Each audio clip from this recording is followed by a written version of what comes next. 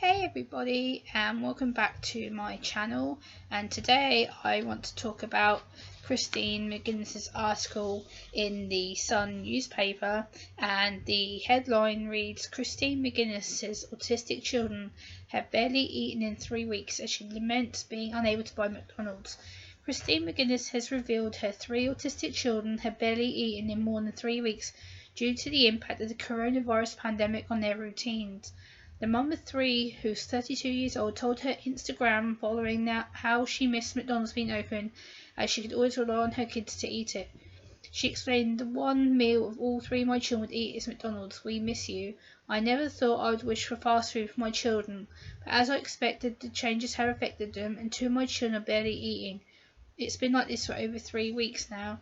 This is not fussy eaters. This is down to struggling with change. Massive change in their little lives. I know we are not alone.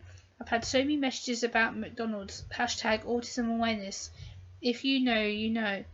McD's is a safe food. It always looks the same. It tastes the same. The texture and smell is always the same. It's beige and dry. Sending love if you are in the same situation right now." Last month, Christine begged supermarket stockpilers to think of her autistic children in an emotional appeal. The beauty shares 6-year-old twins Leo and Penelope and 3-year-old Felicity with husband Paddy McGuinness. Talking to her Instagram page, the beauty shared a drawing of a heart balloon with the words "Be kind" written in the string. Christine captioned the post, "When you are emptying the shelves at your supermarket, please bear in mind that you are emptying the tummies of our most vulnerable, including my own children. Many children and adults with autism have a very restricted diet. The variation of food they eat is usually quite limited. Some people with autism and other conditions that include sensory food aversions will go hungry from your greed. The supermarkets state that there is enough food. You do not need to empty the shelves, putting our vulnerable at risk of future health conditions." She added the hashtags #BeKind, #Autism, #Autism awareness, #sensory, #limited food, #think of others. Christine was inundated with support from her followers, with many sharing their own difficult experiences in the shops. One commented, "I cried in the middle of the supermarket last week because of people's greed and being unable to get the stuff that my son needs for his own needs. It's all very upsetting." Another wrote, "This is our situation. I've got some lovely friends who have given me their only bread my daughter will eat, and a lovely local shopkeeper who showed me all the penne pasta he has, as that's the only pasta she will eat, and also can be fussy with brands."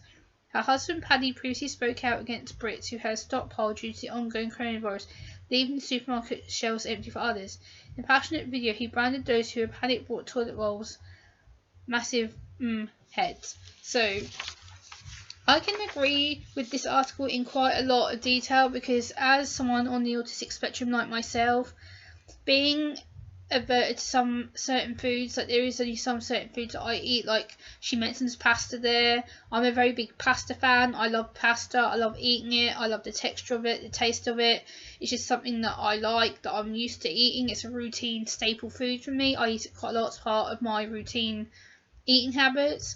She also talks about takeaways. I am guilty of eating too many takeaways. I do like a good takeaway. I do like McDonald's and other takeaways that are available to me locally, but again, that's because it's the sensory issues, it's the routine. It tastes good, it's staple, it's dry, it's beige, it's not bright and colourful, it's not smelly, it's not something I have to think about and think, oh, am I going to like this, am I not? So for many autistic people on the spectrum, but I'm only speaking from my own experience in this matter, for me, I have very high sensory issues. I have sensory issues to smell, to taste, to touch, to seeing things. So for me, everything has to be a certain either smell, or I have to eat foods that I know are routine for me. So when I get changed out of my routine, like right now, I'm out of my routine because I'm staying at my dad's house, and I'm having to eat food that not necessarily be something that I like to eat or that I agree with, but I'm eating it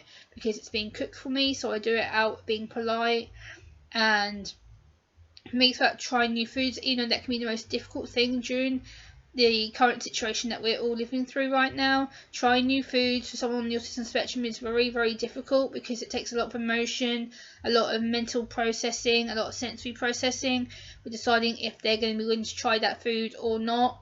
or if they're going to be willing to eat that food again after having it the first time round. So again, it's about planning, it's the routine, it's the taste, it's the smell, it's the look of the food, it's the colour of the food. And so when you're going through this crisis, if you have a loved one who has autism, or if you have a child that has autism, or you work with autistic adults like myself, please be aware when you go into the shops that you may be taking the only food that we actually like. Think about the amount that you actually need and restrict yourself to the 2 a week daily pickups, because a lot of autistic children and adults are struggling to get their essential foods, their essential drinks right now, because people like you are being completely selfish.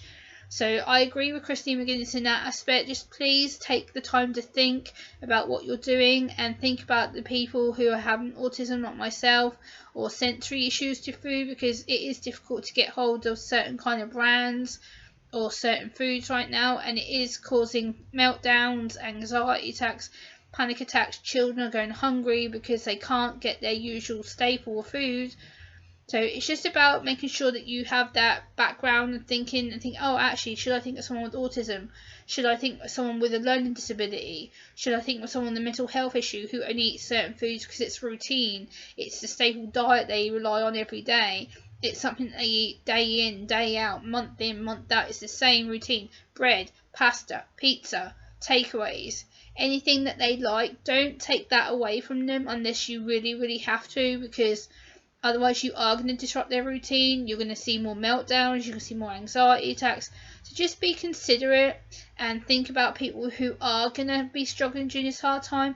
And if you can pick something up for an autistic person who lives near you and drop it to their doorstep, please do that, because then it makes them feel more included and not so isolated during this hard time, because we are isolated right now. We are social distancing. So that's not only going to take us to feel physically isolated, it's mental isolation, it's the isolation that we can't touch or be near anybody. So again, if you can pick up them extra bits of groceries and drop them at our door, that will help us feel less alone and more included, and also knowing that someone actually does care for us. So I think I've kind of described my own certain events that I've gone through and how I feel about it, so I'll wrap this video up. But please give this video a like, comment, share and subscribe for more content. I will link the article in my video description below, and I'll see you in the next video. Bye!